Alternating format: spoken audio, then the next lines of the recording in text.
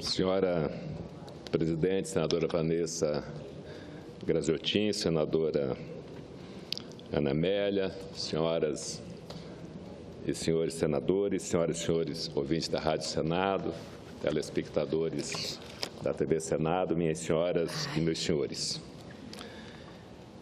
Elogio a reportagem Como Salvar a Nossa Economia, da revista Exame, de junho de 2016. Senhora presidente, senhoras e senhores senadores, somos testemunhas de um momento de reflexão na história do Brasil. O ano de 2016 certamente será muito lembrado e estudado pelas gerações futuras por um dos dois motivos.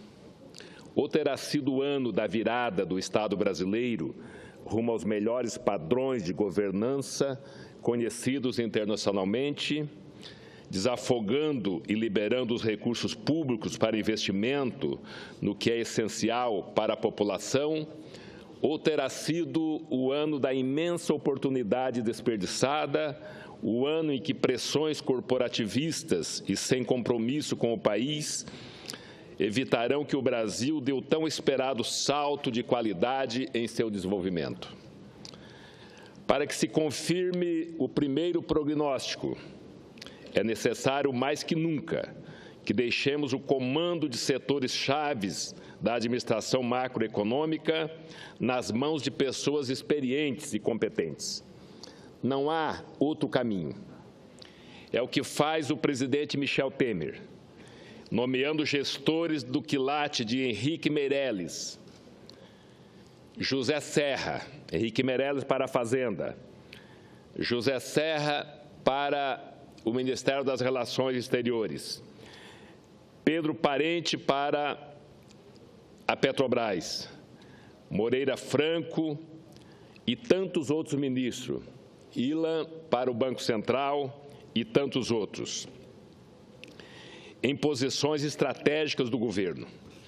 O presidente Temer é bem intencionado, é um homem experiente, talhado, é competente, tem excelente trânsito no Congresso Nacional, até por ter sido 3 vezes presidente da Câmara dos Deputados.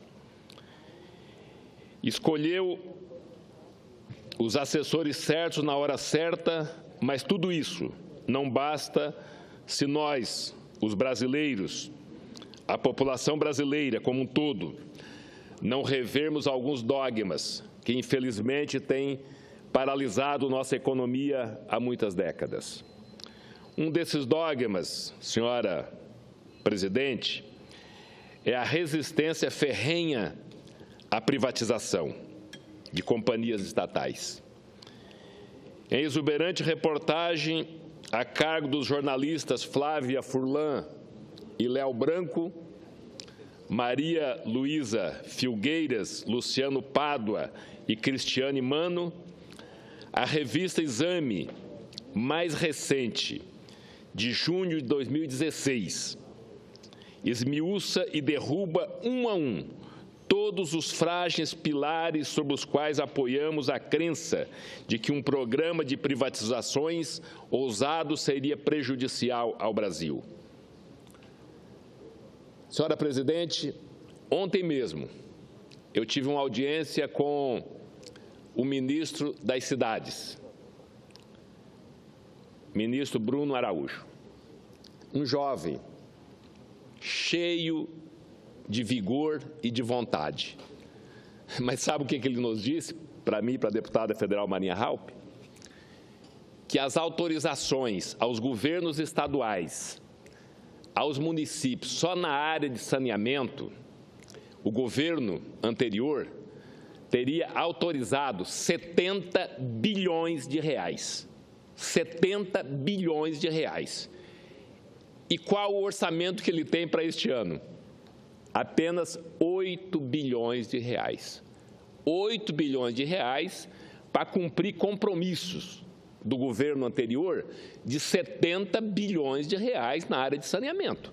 Isso, no mínimo, é uma brincadeira, porque precisaria, segundo ele, de 20, 30 anos com o passado e com o futuro para poder dar conta de tudo isso. E por que não privatizar o sistema de saneamento? É reconhecido que o estado do Mato Grosso do Sul, mais precisamente a capital Campo Grande, é gerida por uma empresa privada e é referência nacional. O saneamento do Mato Grosso do Sul é referência nacional. Eu vou citar só um exemplo do meu estado. Uma cidade que há 20 anos foi emancipada quando eu era governador, a cidade de Buritis. Nenhum outro governador, durante esses 20 anos, e a empresa de saneamento do meu estado, teve condições de investir 1 centavo nessa cidade. Aí, num esforço meu e do governador, Confúcio Moura, junto ao Tribunal de Contas, para pedir ao Tribunal de Contas do Estado, ao Ministério Público, que ajudasse, que autorizasse o município a licitar o serviço de água e esgoto para a iniciativa privada. E isso foi feito.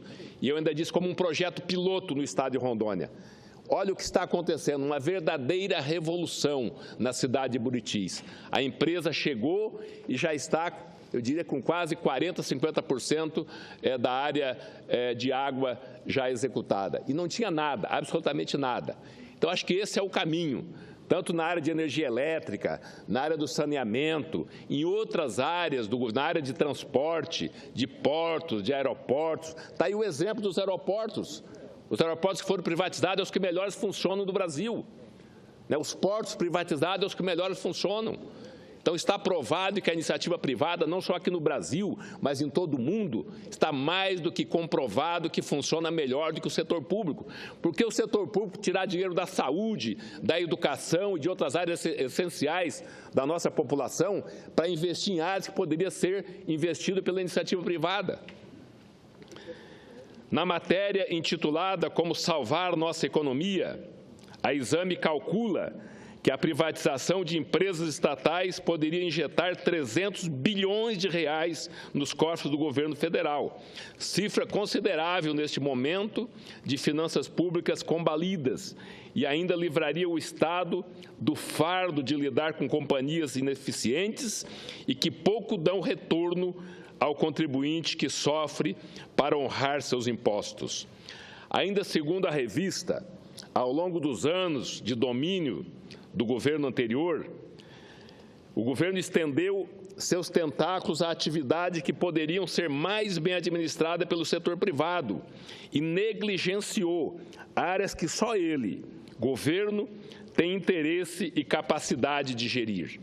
Sobrou dinheiro para desperdiçar em empresas deficitárias e cooptadas pela corrupção, e faltaram recursos para investir em programas sociais e em educação e saúde públicas de qualidade.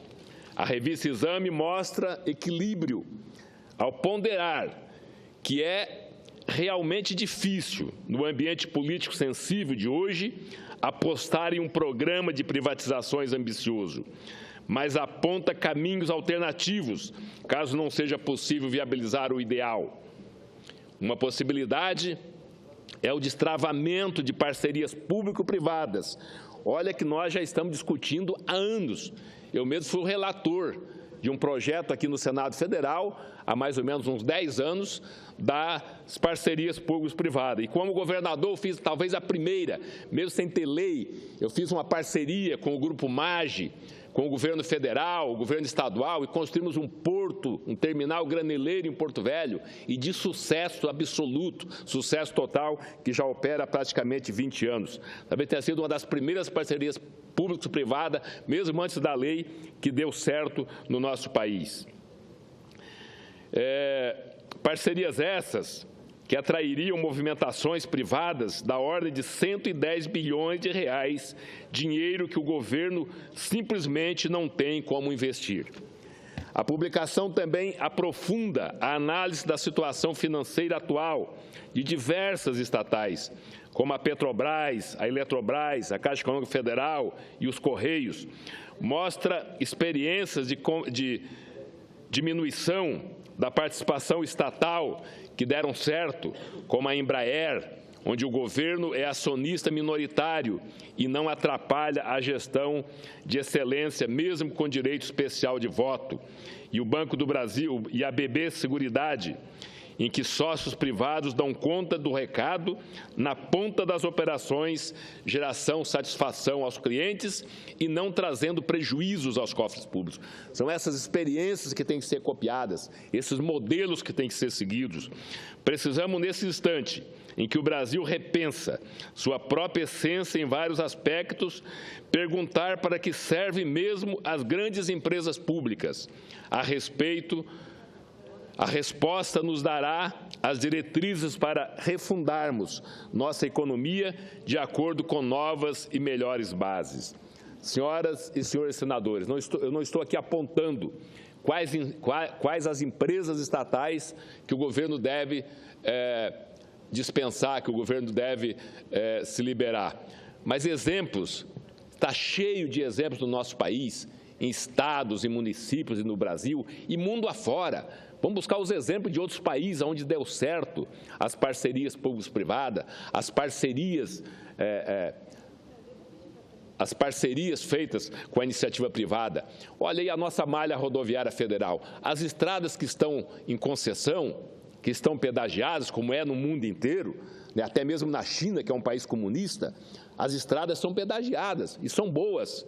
E tantos outros países. Por que no Brasil nós temos que ter aí mais de 50, 60 mil quilômetros de estradas em situações precárias, em péssimas condições, portos e aeroportos ainda não privatizados e com problemas, companhias de saneamento estaduais, nacionais, municipais com problemas de todo o Brasil? Então, acho que esse é o caminho que nós temos que repensar e seguir daqui em diante. Faço uma pergunta também, senhora presidente, senhoras e senhores senadores. Cadê os recursos do repatriamento? Nós aprovamos aqui nessa casa, mas o medo de investir no Brasil, o medo de quem tem dinheiro lá fora, de mais de 200 bilhões de dólares, talvez 700, 800 bilhões de reais que estão depositados lá fora, poderão vir para o Brasil. O governo tem que encontrar um caminho para que esse recurso seja repatriado e que possa ser investido aqui no Brasil. Era isso, senhora presidente, senhoras e senhores senadores, muito obrigado.